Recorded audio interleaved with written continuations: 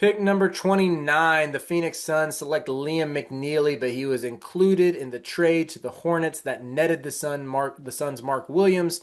The UConn product is heading to pair with Con Knipple to create, dare I say, a tandem of exciting whites. I'm sure those memes will be out in full force next year. Gives the Hornets another sharpshooter. McNeely, to me, I'm still surprised he fell this low. You know, someone who was seen as a lottery or fringe lottery selection for most of the year, taken with the second to last pick in the draft. What do you think people need to know about Liam McNeely's game? Crazy he fell this far. But also not like he wasn't very good at UConn. Like, so it's not that crazy. I think he Phoenix makes sense. Phoenix makes sense. Phoenix is looking for anything at the moment. They just traded KD. Oh wait, no, he's going to. I apologize. He's being rerouted to Charlotte through Correct. the Phoenix trade that got them Mark Williams. Same thing can be said. Everything I just said, let's carry that over to Charlotte. Charlotte looking for absolutely anything, and they've been looking for absolutely anything for years. That's a combination of teams looking for absolutely. You combine the teams, they're still looking for something. So I think it makes sense. I like it. He's gonna get to play. I think Liam needs to play because he didn't get to play much. He got to play at UConn, but with the injuries and everything, he had a shortened season. I think he needs to go somewhere where he's playing right away. If he got stuck, and I'm a Jace fan, so I hate to keep like saying this. If he got stuck in Orlando, though, that's another year where he's not playing as much as he should have played, right? Hmm. And I think with a guy that dealt with an injury that kind of set back his freshman season at UConn and kind of set him up to like miss out on a few things, like he needs to play right away. Yeah, I'm with you on that. I want to see what else he can become. To me, I would say it felt a little bit disappointing what he did this past season at UConn, given the pedigree coming out of Montverde. He was someone who decommitted from Indiana and strung out his recruitment a little bit. And anytime, this is something that I think we're prone to falling victim to in the content world. You get a McDonald's All-American who's on the market again. It's sometimes hard to lose sight of like the hype around this player just based on the time where they commit to a school when there's very few options available sometimes outweighs the actual player themselves, and that might have been the case with McNeely. Still, at the same time, averaged nearly 15 points a game. It was just the percentages were a far cry from what I think he would have expected, what UConn fans would have expected. Only shot 31% from beyond the arc, and that was supposed to be the sell on him, was this knockdown shooter who could knock down shots coming off of screens. I will say, decent secondary playmaker, decent feel for the game, got to the free throw line more than I would have expected. But yeah, you're still looking at a guy who's young, who is probably still growing into his body, adding muscle, needs to get stronger. Definitely just needs to be more efficient across the board, but I guess should have ample opportunity to take his lumps playing in Charlotte.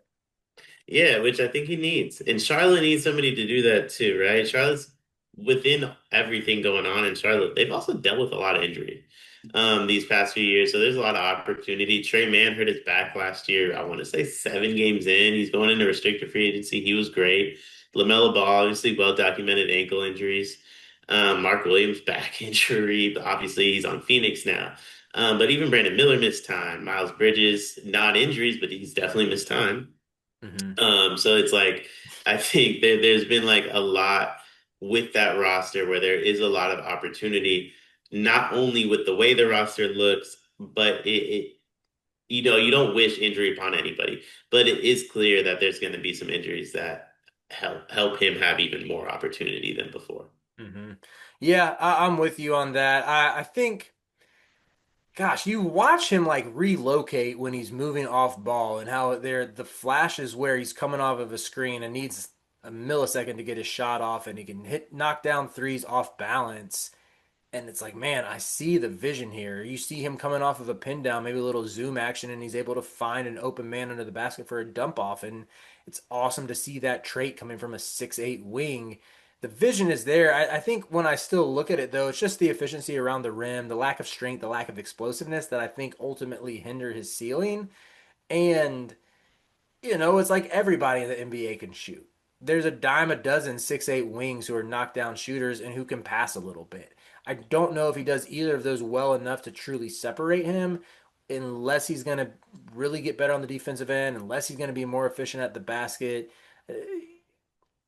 it's just a he will get his ample opportunity, but I I would say his ceiling is probably a good bit lower than I would have expected a year ago, just after watching him at UConn this past year. I don't hate the pick for Charlotte. I think it's always smart to add shooters up and down the lineup. Like even at this point, if he's more of a theoretical shooter. But yeah, I think it's a pretty good pick this late in the draft, just going off the pedigree, going off of, some of what he did even before UConn. But yeah, I would just say this one year in stores didn't really do much in terms for me and seeing like a super high ceiling type of player. Yeah, well, he's a shooter who couldn't shoot. Like, Tough let's just be honest. combination. Yeah, like let's just be honest. He's a shooter who shot 31%. If you come to the league, you shoot 31%, you'll be on your way out, Mhm. like quick. And if you come to the league, you shoot 35%, even at that, like maybe. You know Mhm. what I mean? Like maybe you stick around, maybe you don't. Like we don't actually know the answer to that. I want to say 35% was league average. That's what Liam McNeeley does. He has to be above league average as a shooter to stick. He shot below what the NBA league average was from the college line last year, substantially below. There's a lot of question marks on what he's going to do at the NBA level. I get it. A lot of it was the injury, and I'm willing to look past it and say, hey, I think Charlotte got a steal at 29. I Yeah. definitely feel that way. I think Liam McNeely, upside wise, I think he has better upside than Khan, who they got at 4. But I think Khan's going to be in the league for 10 to 15 years. I don't know that about Liam Right. McNeely. And Right. I think that's the problem is Liam McNeely's floor is non-existent in the NBA because we think he can shoot. We've Mhm. been told he can shoot.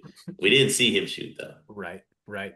Yeah, I'm with you on that. I think that's a good way to summarize it. And honestly, you can see the thought process there from Charlotte in terms of you get a guy that's late who is still has some upside, who still needs to put it all together. You pair him with the guy who did show it, who feels very safe and like he's just gonna stick for a while and have a role. So good picks by the Hornets. Still a bumbling organization that'll probably find a way to ruin it.